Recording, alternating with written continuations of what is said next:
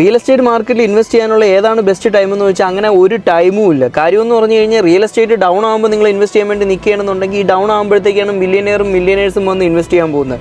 അപ്പം അവർ ഇൻവെസ്റ്റ് ചെയ്യുമ്പോൾ ഈ മാർക്കറ്റ് അപ്പ് ആവുകയും ചെയ്യും, എന്താണ് റിയൽ എസ്റ്റേറ്റ് വീണ്ടും ബൂമാവുകയും ചെയ്യും. ഇനിയിപ്പോൾ റിയൽ എസ്റ്റേറ്റ് ഡൗൺ ആവുന്ന സമയത്താണെന്ന് ഇൻവെസ്റ്റ് ചെയ്യാൻ വേണ്ടി നിൽക്കുകയാണെന്നുണ്ടെങ്കിൽ വേറൊരു പോയിന്റ് എന്താണെന്ന് പറഞ്ഞു കഴിഞ്ഞാൽ ഈ മൊത്തം മാർക്കറ്റ് ഡൗൺ ആവും, UAE മാർക്കറ്റ് കംപ്ലീറ്റ് ഡൗൺ ആവും. അതായത് റിയൽ എസ്റ്റേറ്റ് മാത്രമല്ല എല്ലാ ഇൻഡസ്ട്രിയും, അതായത് സൂപ്പർ മാർക്കറ്റ് ആയാലും ഏതൊരു ഇൻഡസ്ട്രി ആയാലും ആ ഒരു ഇൻഡസ്ട്രി ഡൗൺ ആകുമ്പോഴത്തേക്കാണ് റിയൽ എസ്റ്റേറ്റ് ഡൗൺ ആവുന്നത്.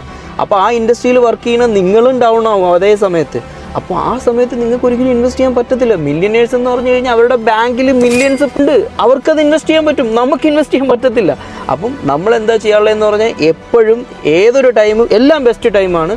നല്ല പ്രോജക്റ്റ് വരുമ്പോഴത്തേക്ക് നോക്കുക, പഠിക്കുക, ഇൻവെസ്റ്റ് ചെയ്യുക. അതുപോലെ തന്നെ നല്ല ബെസ്റ്റ് കൺസൾട്ടൻറ്റുമായിട്ട് ഇൻവെസ്റ്റ് ചെയ്യുക, അവരുടെ അടുത്ത് ലോങ് ടൈം റിലേഷൻ വെച്ചിരിക്കുക. അപ്പോൾ നിങ്ങൾക്ക് എന്ത് ചെയ്യാൻ പറ്റും, പൈസ ഉണ്ടാക്കാൻ പറ്റും. അപ്പം ഇതിനകത്ത് പ്രത്യേകിച്ച് ഒരു ടൈമൊന്നുമില്ല, ഡൗൺഫോൾ ആകുമ്പോഴത്തേക്കൊന്നും അല്ല, എപ്പോഴും ബെസ്റ്റ് ടൈം തന്നെയാണ് ഇൻവെസ്റ്റ് ചെയ്യാനുള്ളത്.